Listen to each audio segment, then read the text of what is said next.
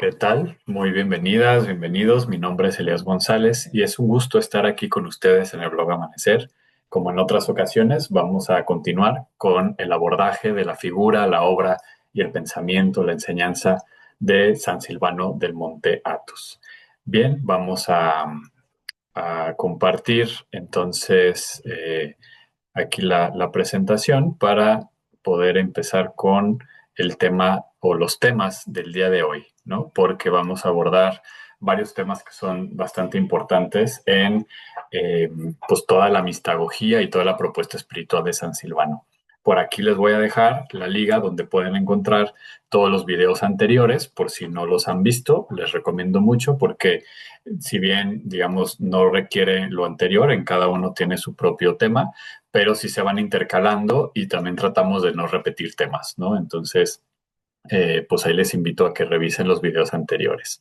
Bien, vamos a iniciar con el tema de la gracia, un tema fundamental en toda la mística cristiana de cualquier denominación y en el caso de la tradición ortodoxa, también pues particularmente importante. Bien, pues como lo vimos en videos anteriores, en torno a esta diferencia entre la esencia divina y las energías divinas, que la esencia, digamos, sería más relacionado con este misterio total de Dios Padre, Madre, ¿no? En su oscuridad o en su misterio, pues en su inefabilidad. La energía tiene más que ver con el acto divino, ¿no? Con el acto que se hace presente. Con la esencia divina no participamos, ¿no? Y esto es importante, por lo menos a nivel, digamos, doctrinal, ¿no? Hay, como en toda la historia de la mística cristiana, pues profundos debates en torno a nociones como la unión con Dios, el matrimonio espiritual y la gran pregunta de si existe la noción también como que nos fundimos con Dios, con el absoluto, ¿no? Eso pues se vuelve particularmente problemático en tradiciones como la cristiana, pero también la islámica, la judía, en donde el amor y la relación interpersonal con un Dios persona, que es muy diferente a un Dios individuo, no tiene nada que ver. El Dios persona es un Dios relacional, un Dios que es la dimensión más profunda de lo real, no es que sea un señor o una señora que está por ahí dando vueltas, ¿no? Porque de pronto eso queremos despatriarcalizar a Dios y lo convertimos en mujer, pero pues al final del día es la misma noción de un individuo, ¿no? Entonces, es trascender también esas nociones y eso pues lo ha hecho desde siempre estas tradiciones, ¿no? No se está inventando ningún hilo negro con estas nuevas teologías contemporáneas, ya está, digamos, en el germen, más bien pues lo hemos simplificado bastante y criticamos las caricaturas que hemos heredado y no vamos realmente a las enseñanzas más profundas, que no digo tampoco que hay que asumirlas al pie de la letra, por supuesto que hay que dialogar críticamente con ellas, pero pues justamente con ellas y no con las caricaturas, ¿no? Entonces, habiendo cerrado este paréntesis, que de pronto nos pasan estos paréntesis, volvemos, ¿no? Entonces, con la esencia divina no participamos porque se mantiene la distancia, ¿no? Para que haya amor, para que haya un encuentro, un intercambio, ya en términos cristianos, se tiene que mantener la distancia, la diferencia. Pero es con la gracia que sí participamos de la vida divina, ¿no?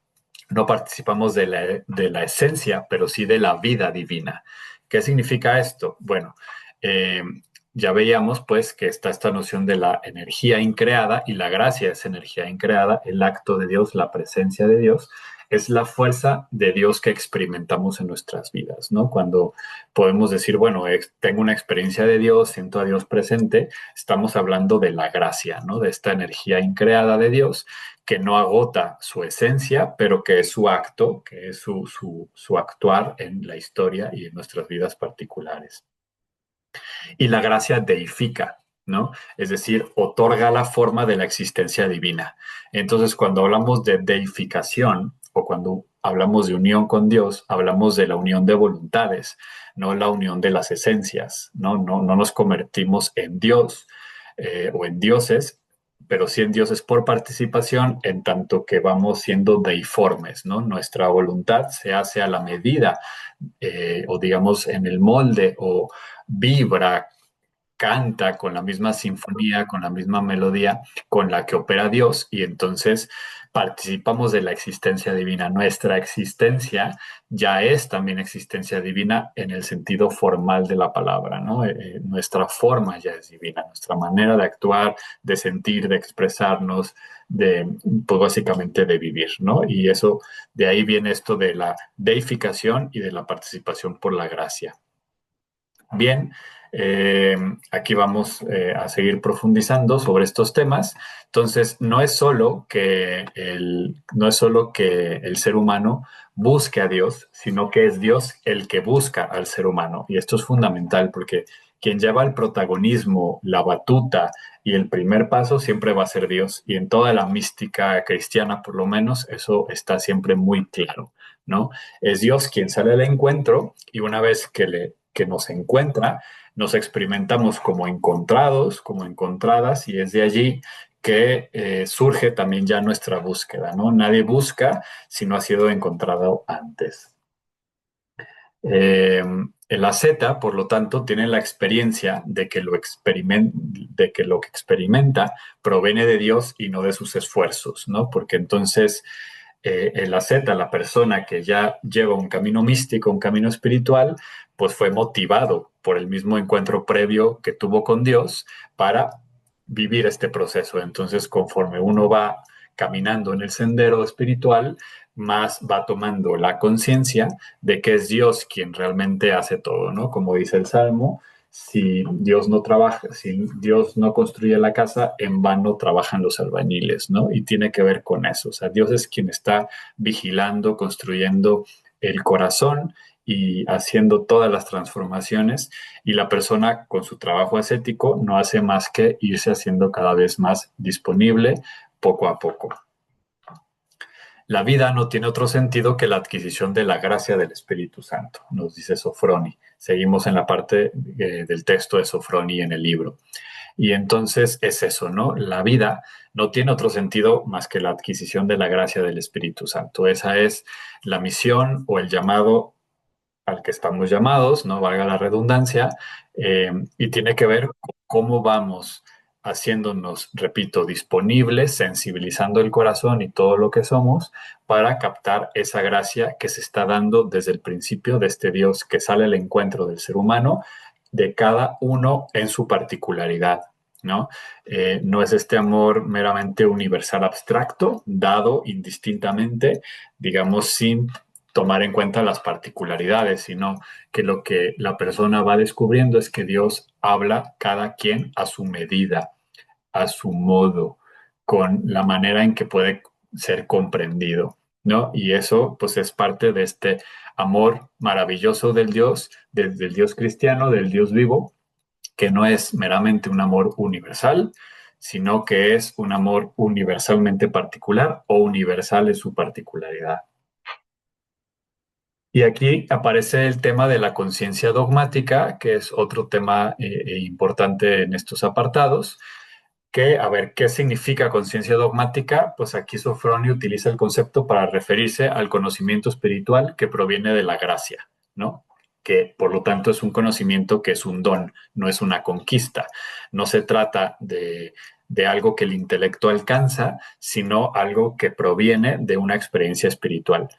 Y como ya lo hemos dicho en otros videos en torno a la figura de San Silvano y toda la explicación de Sofroni, hay un claro antagonismo que ellos posicionan, digamos, el conocimiento por experiencia, el conocimiento donado por la gracia y de frente, pues todo el conocimiento más de orden intelectualista, racionalista, meramente filosófico y teológico, pero en los sentidos de los límites de la razón humana, ¿no?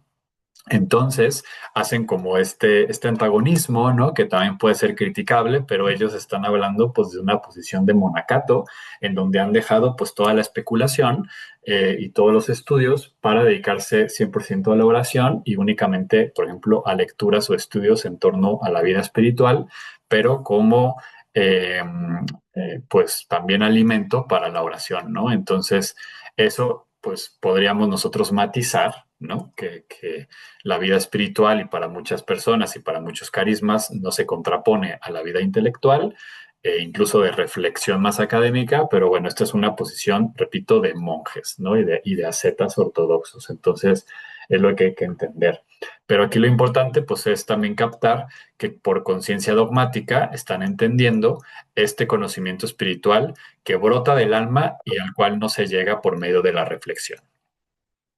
En ocasiones, según ellos, la especulación dificulta, y yo ahí estoy 100% de acuerdo.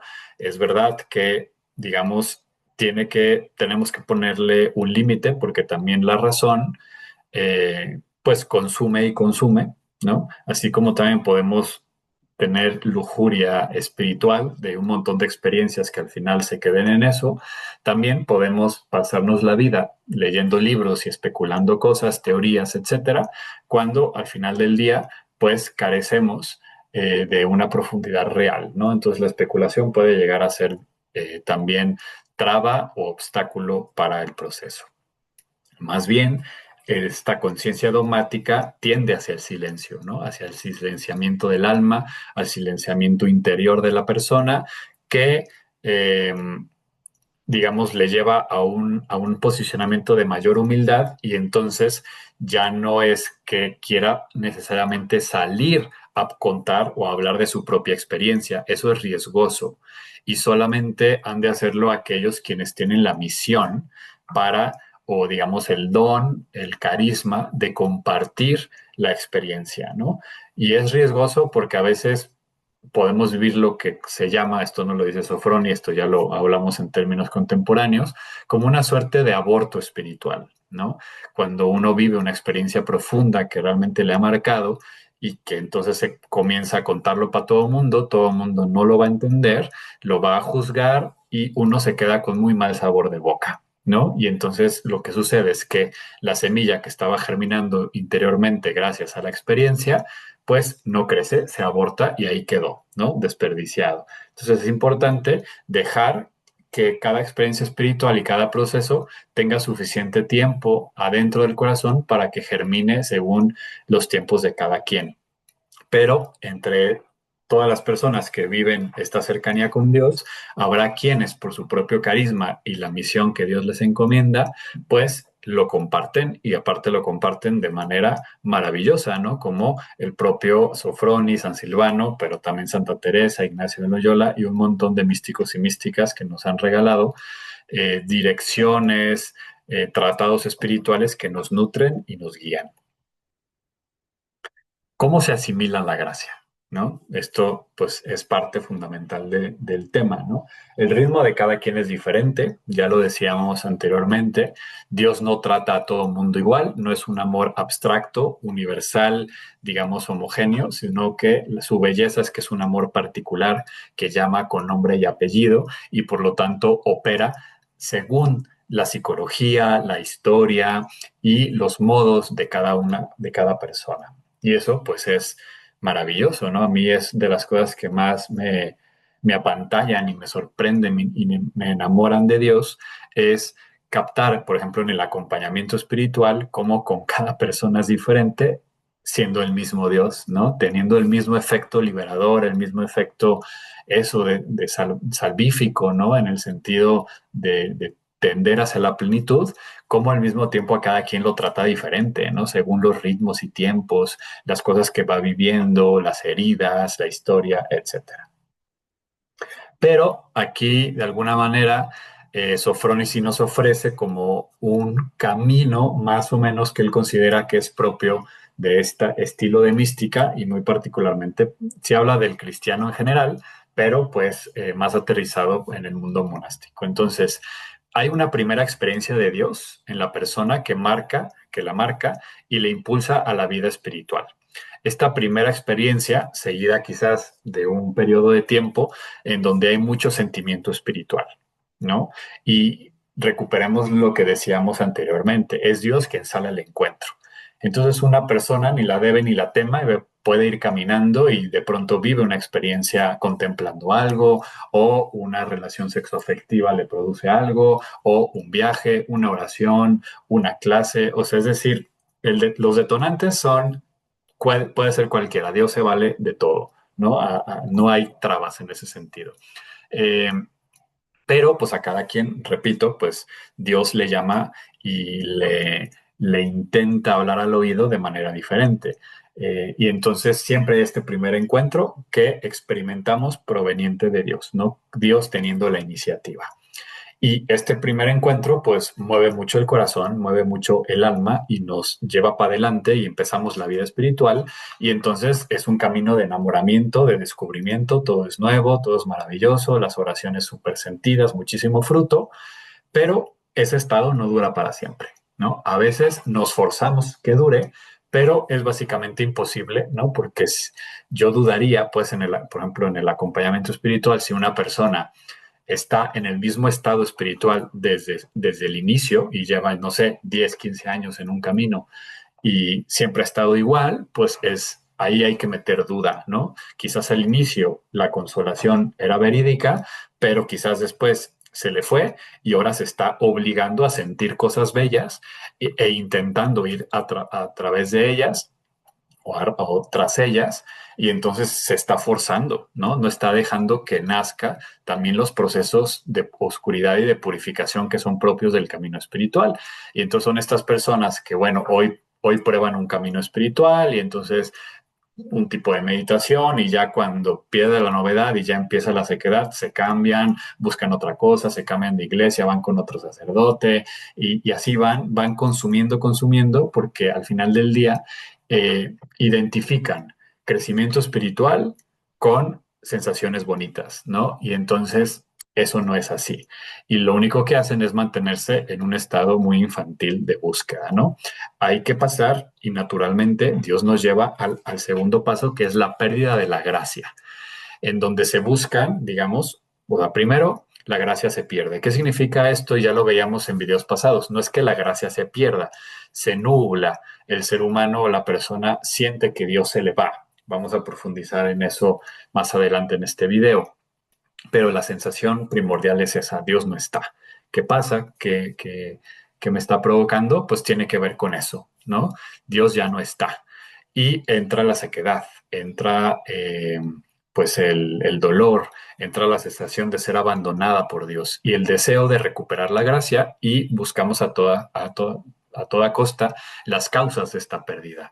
Y eso es fundamental. En el acompañamiento hay que ver si la persona está experimentando esta desolación o este desierto porque ha dejado de orar, porque está viviendo algo difícil, etcétera, o si netamente ya es una invitación de Dios a purificación. Y eso es una buena noticia porque Dios le está llamado a un mayor grado de intimidad, aunque sensiblemente pueda no sentirse igual de bonito que antes, pero es porque ya estás siendo llamado a la maduración de tu fe. En ese sentido, esto puede durar también indistinta unos años, muchísimos años, pero es un proceso que si nos dejamos confiar y no andamos, repito, de manera inmadura, picando de aquí para allá, tarde o temprano va a llegar este proceso de purificación. Y después de mucha profundización, de mucho estudio, de mucho, digamos, puesta de nuestra parte para trascender esa pérdida de la gracia, es cuando regresa, repito, después de muchas subidas y bajadas, hay un reencuentro con Dios y surge la conciencia dogmática, ¿no? Este conocimiento por gracia. Es esta diferencia, digamos, de saberme amado porque me han dicho, allá experimentarme 100% amado de una manera más eh, constante, ¿no? Hay muchas personas que se quedan en el segundo paso, ¿no? Así como hay muchas que se quedan en el primero, tratando de inmaduramente, pues, mantener un estado de sensibilidad espiritual una tras otra vez, hay muchas personas que en cuanto comienza la sequedad, pues tiran la toalla y simplemente ante los primeros, digamos, sequedades, sinsabores, soledades, pues dicen, no, pues esto no es para mí, no vale la pena, pensé que iba por un lado y ya no, y lo dejan, ¿no? Repito, tiran la toalla, se rinden y ahí se quedan, ¿no? Y mucha gente ahí se queda. La invitación es a no soltar la toalla, a continuar, a no desesperar y no desistir, porque tarde o temprano podemos tener la confianza de que el reencuentro con Dios se va a dar.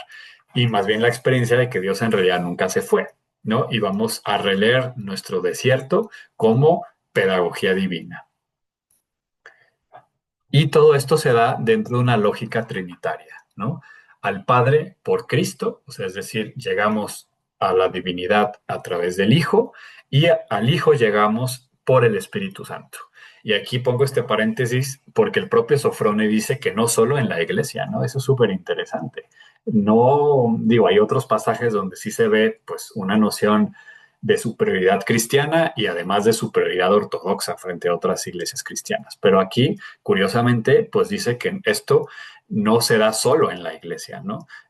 Dejando abierto, pues que esto opera también, ¿no? Y es el Espíritu Santo el que nos lleva a conocer a Jesús y Jesús quien nos lleva a conocer al Padre, ¿no? Y eso es un poco la propuesta que aquí hace Sufroni. Bien, vamos a pasar a otro tema que de alguna manera ya hemos explorado, que es el de las pruebas espirituales. Se conecta con todo lo que venimos diciendo y vamos a avanzar entonces. Después de haber encontrado a Dios y haber conocido la vida en la luz que irradia de su rostro, el alma no halla en lo sucesivo reposo o satisfacción en realidad alguna de este mundo, ¿no? Porque hemos visto tanto ya la luz primigenia que todo el resto de luces no nos iluminan lo suficiente. Sin embargo, como digo, pues va a llegar el momento en que se experimenta la pérdida de la gracia y nos quedamos solo con estas luces, ¿no? Es como si tú, eso, o sea, habiendo conocido la luz del día, de pronto, pues no sé, tomas un trabajo nocturno y durante años solamente ves luz de electricidad porque duermes en el día para poder trabajar en la noche. Pues obviamente extrañas la luz del sol. Y así sucede, ¿no? Con la persona que vive en la oscuridad de pequeñas luces, extrañando la luz divina, ¿no? Entonces se siente atormentado por haber perdido a su Dios. De ahí es que nace el arrepentimiento, las lágrimas, la compunción, y el alma se vuelca humildemente a Dios, que es un poco esto de los pasos anteriores simplemente expuestos de manera diferente, ¿no? El momento en que el alma experimenta que Dios no está, la pérdida de la gracia, sí, repito, o puede orgullosamente intentar producir su propia sensación espiritual, lo cual pues ya nace el orgullo, o por orgullo dejar el camino, o más bien reconoce, ¿no? Su pequeñez, su indignidad, que la presencia y la gracia de Dios es un regalo y que no puede conquistarla, y entonces se dispone a bajarse en el buen sentido, a humildarse para llegar, digamos, a vencer el ego, el orgullo y poder volverse a encontrar con Dios. Y llegamos, digamos, ya en la conciencia dogmática a esta comprensión de que ni nada ni nadie puede arrebatarnos del amor divino, ¿no? Como parafraseando a San Pablo. En el periodo de pruebas, ya aterrizando un poco más en eso, las personas experimentan esta lejanía de Dios como algo tremendo, algo dolorosísimo. Una vez pasada la etapa, la persona, como decía, comprueba la pedagogía divina y entonces encuentra sentido a las pruebas que vivió. Pero mientras vive las pruebas, por más que uno le ayude, como Job, ¿no? Pues más bien desespera, más bien dices que Dios, ¿cómo es posible? Esto, lo otro, pero después va a comprender de dónde venía todo eso. Fíjense lo que nos dice Sofroni. Cuanto más inquebrantables sean la fidelidad de la zeta y su confianza en Dios, tanto más grande será su prueba y más completa será también su experiencia, que podrá extenderse a los límites últimos a los que puede llegar el ser humano, el hombre, ¿no? Y entonces es eso, ¿no? Curiosamente, entre más amor la zeta siente, más fuerte va a ser su prueba, pero justo porque va a intimar todavía más con Dios. La clave siempre va a estar en liberarse del orgullo. Acuérdense que para esta tradición, para Silvano y Sofroni, el orgullo es el asunto, ¿no? O sea, mientras eh, sigamos en la lógica del orgullo, los asaltos del enemigo, o sea, todas las tentaciones, distracciones, todo lo que nos divide internamente, va a seguir allí súper latente, ¿no? Y no vamos a comprender la acción de Dios, no vamos a darnos cuenta que Dios quiere purificarnos y más bien por orgullo vamos a intentar nosotros salir del hoyo, de la oscuridad, etcétera, y más bien es Dios invitándonos, pero como seguimos orgullosos, pues seguimos encarcelados. se puede caer en ver la existencia de Dios como un absurdo y despreciar todo lo que existe, ¿no? Incluso no solamente dudar de la existencia de Dios, sino odiar a todo mundo y a todas las cosas, la propia vida. Pero no es hasta el final de la batalla que la persona pues comprende, como decíamos, lo que Dios hacía por ella, ¿no? En esta oscuridad podemos llegar a cantar como Juan de la Cruz o dichosa noche, ¿no? Entonces va por ahí. Esta imagen a mí me encanta, ¿no? Porque es que así nos sentimos, ¿no? Cuando estamos en esta lucha espiritual en contra de todos estos movimientos interiores que nos dividen, que nos desintegran internamente, pues nos sentimos como este pobre monje, ¿no? Que está allí, pues siendo tosigado, golpeado, machacado por todos estos demonios, cada uno seguramente con una simbología que yo no conozco ni el autor ni nada de esta obra, sería súper interesante, pero pues así nos sentimos, jaloneados por todos lados, deseos desordenados, etcétera, etcétera. Y es que justo diablo, el que divide, eso es justamente el papel o la misión que tiene este dinamismo de muerte, este dinamismo de desintegración, que va en sentido contrario a la invitación de vida plena que nos hace Jesús y el Dios de Jesús. Y como decíamos, ¿no? Así como también Dios opera de manera personalizada con cada quien, también el demonio, ¿no? O sea, también la dinámica del mal en nosotros, la dinámica del pecado, actúa de manera diferente, ¿no? Ya veíamos en videos anteriores, pues todo esto de la imaginación y cuando es pecado, cuando ya captura la voluntad, etcétera, pero aquí nos refiere más específicamente a que no es lo mismo, por ejemplo, una persona que sí le hace frente a todo esto. Entonces, pues hay una batalla, una lucha frontal y también pues el mal espíritu, ¿no? Para utilizar términos ignacianos, opera de manera distinta a si más bien estamos ante una persona que se deja eso conquistar por el mal espíritu y se deja llevar, pues actúa diferente, ¿no? Fíjense esta frase. Ante cualquier asalto del enemigo, un alma así experimentada se lanza con gran cólera en el abismo de las tinieblas eternas, juzgándose digna de este castigo.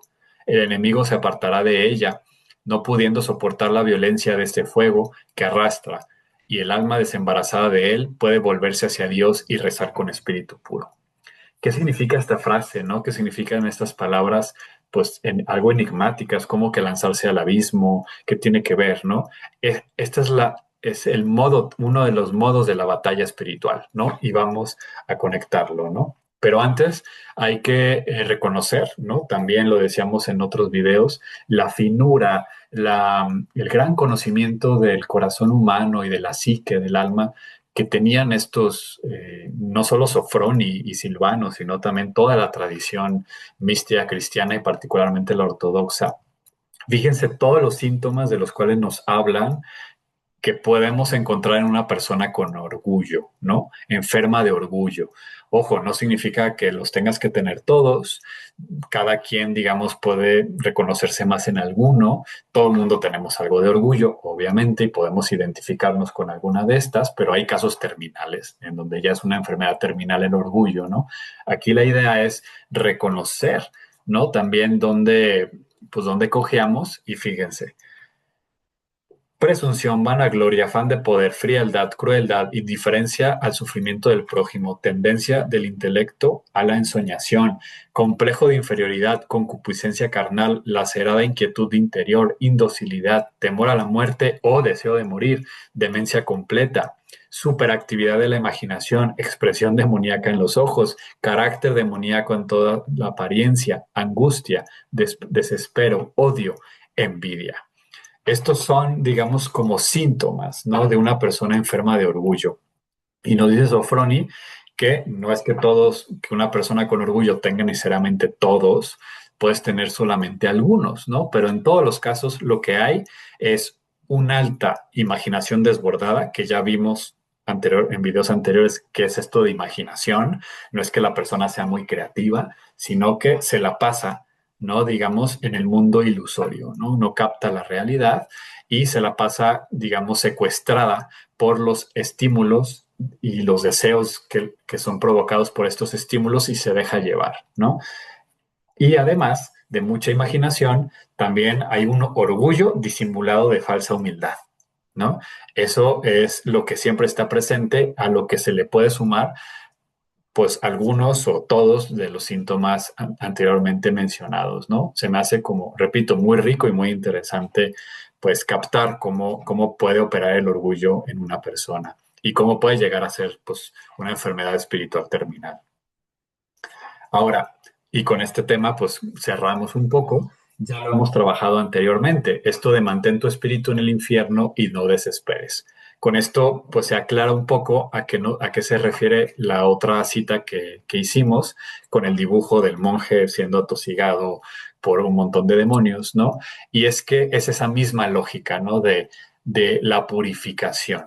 Pero ustedes se acordarán, en otros videos lo mencionamos, esta escena de la vida de San Silvano, cuando llega el momento en que en una oración se suelta y dice, Dios, eres inabarcable, inagotable, y cómo puedo yo vencer mi orgullo, y entonces es cuando le viene esto, ¿no? Mantén tu espíritu en el infierno y no desesperes. ¿Qué significa? La lucha con el orgullo es efectivamente la última etapa en el camino que conduce a la imperturbabilidad, a la esiquia, ¿no? Del esicasmo. El asceta está al principio al alcance de las groseras pasiones de la carne, después al de la irritabilidad y al final al del orgullo, ¿no? Entonces es como un poco el camino más de las tentaciones. Las pasiones de la carne, que no es exclusivamente el asunto, digamos, sexual, es todo, la gula, o sea, todo esto desordenadamente, todo lo corporal desordenado. Después se puede volver profundamente irritable y al final, pues es el orgullo el gran obstáculo a traspasar.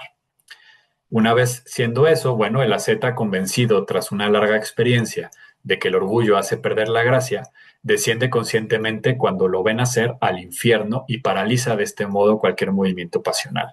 Esto significa mantén tu espíritu en el infierno y no desesperes.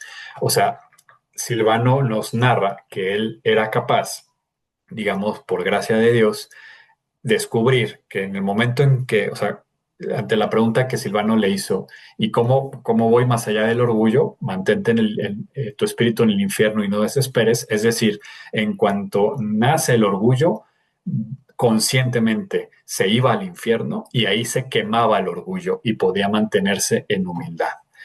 ¿Qué significa esto? Bien, pues aquí nos comparte Sofroni una anécdota de San Antonio. San Antonio, este gran místico, gran asceta, narra que en una ocasión Dios le dijo, bueno, pues muy padre todo tu ascetismo, pero fíjate que el zapatero es más elevado que tú, ¿no? Está todavía más arriba que tú, el más zapatero del pueblo. Entonces San Antonio dice, ah, pues déjame conocer a este famoso zapatero. Va y entonces platica con él y bueno, ¿y cómo es tu oración? ¿Qué haces? Y pues ya le dice el zapatero, ¿no? Y San Antonio se sacaba de onda porque era, bueno, pues él dice que ora 15 minutos al día, yo me la paso en oración todo el día, dice que ayuna los viernes, yo solo como una comida al día. O sea, es decir, todo lo que hacía el zapatero, San Antonio lo hacía por 10, ¿no? Entonces no captaba porque Dios le decía que el zapatero estaba pues mucho más avanzado espiritualmente en el ascetismo que él. Y entonces el zapatero dice, bueno, te voy a decir qué hago. Perdón, cuando estoy trabajando, y aquí nos dice, ¿no? No hago nada especial, tan solo cuando trabajo miro a los paseantes y pienso, todos ellos se salvarán, solo yo pereceré. Esto tiene que ver con mantener tu espíritu en el infierno, ¿no? Todos se salvarán, solo yo pereceré. Vamos a profundizar un poco. Se trata de quedarse al borde del abismo y no desesperar. Claro, para mantener el alma en el infierno implica ya haberlo experimentado, ¿no? Y por lo tanto esto no es comprensible para quienes no han tenido la gracia de experimentar, digamos, el abismo, ¿no? Ver el abismo del infierno y todo lo que esto implica directamente, ¿no? Y entonces quien no ha vivido eso, pues no puede mantener su espíritu en el infierno, sería algo artificial. Los tormentos del infierno realmente vividos se habían grabado en su corazón, el de San Silvano, y podía así revivirlos mediante un movimiento consciente de su espíritu. Y cuando todo pensamiento pasional quedaba aniquilado, él oponía al efecto destructor de ese sufrimiento la acción salvadora de Cristo, porque la llevaba también en el corazón. Entonces, es un ejercicio ascético, es un ejercicio espiritual, tiene que ver con eso, con ser consciente.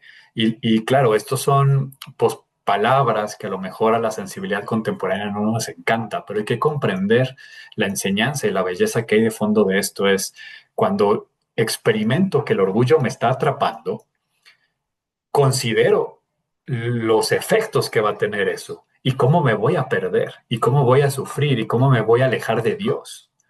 Y entonces ahorita vamos a ver que el infierno no es un lugar, ¿no? El infierno es este estado de aniquilación espiritual, ¿no? De ruptura de la relación. Entonces, cuando viene el orgullo, pienso en las consecuencias de dejarme atrapar por eso y entonces eso me humilda, ¿no? Y me dices que sí, o sea, es que me voy a perder. Esto voy a ser condenado, ¿no? Me voy a autocondenar en ese sentido, ¿no? No que Dios te condena, es que me voy a autocondenar si sigo esta dinámica del orgullo. Y entonces eso es volver a experimentar ese vértigo que una vez se pudo haber experimentado cuando se experimenta el infierno y entonces ante ese vértigo se quema todo cualquier orgullo porque es como no soy nada, no soy nadie, ¿no? Realmente, o sea, ¿de qué me puedo yo eh, posicionar? ¿De qué me puedo hacer grande? ¿De qué puedo presumir? De nada, ¿no? Al final, si sigo ese camino, lo único que hay es este vértigo del vacío, del abismo, no de esta nada, no de la nada sanjuanista, de esta nada infernal, de la aniquilación de mi más profundo yo. Eh, y entonces, ante ese fuego, podemos ponerle un límite a todos los desórdenes, ¿no? Y surge la humildad y como es, y no desesperes, miro mi bajeza, miro mi miseria desde los ojos de Jesús. Y esos ojos de misericordia están siempre dispuestos a tenderme la mano por más hundido que estemos en el infierno, ¿no? Siempre nos va a sacar. Entonces, ¿no? Se trata de una humillación que la palabra ahora no nos gusta, entonces es humildarse, pero es lo mismo, y solo así se vence al orgullo. Pero en cuanto se sale de la humildad, vuelve el orgullo, ¿no? Entonces, he ahí como el asunto. Y fíjense, esta frase del propio Sofroni, no debemos concebir el infierno como una porción del espacio, no es un lugar al que se va donde hay fuego y no sé qué, sino, o sea, no es una región física en la que los pecadores están detenidos, eso no es el infierno, es un estado espiritual de la criatura que se ha alejado del amor divino. Y aquí lo dice tal cual un místico del siglo XX. O sea, es decir, no estamos hablando de nada digamos, antidogmático o nada progresista, no sé qué. O sea, como para que critiquen esta frase. No, es que claro, seguramente son las ideas de Elías y sus rollos interreligiosos y no sé qué. Y no, es este personaje, ¿no? Bastante, digamos, conservador ortodoxo en el sentido de su tradición, ¿no? El infierno no es una región física, no es un espacio, es un estado espiritual de la persona que se deja atrapar por el orgullo y entonces se autocondena, se autoexcluye de la comunión. Quien ha experimentado eso, repito, puede recordar, cuando viene el orgullo, dice, y entonces se quema ese orgullo porque dice, o sea, no, o sea, eso es lo que va a pasar, en eso me voy a acabar, ¿no? O sea, se elimina cualquier pretensión de superioridad divina que el ego pueda tener, ¿no? Al condenarse al infierno, aniquilado así toda pasión, el hombre deja libre su corazón para recibir el amor divino, ¿no? Porque quema todo orgullo. La salvación entendida como deificación empieza aquí en la tierra, a través de este ejercicio, de esta purificación y de este irse preparando para el encuentro definitivo con Dios. Y aquí es básicamente donde le vamos a dejar. Muchísimas gracias por su atención. Esperen pronto otro video de San Silvano del Monte Athos. Simplemente por recordarles que nos pueden dejar sus comentarios, sus opiniones, preguntas y ojalá pues nos ayuden suscribiéndose al canal y al mismo tiempo compartiendo este video. Muy bien, bendiciones y nos vemos hasta la próxima.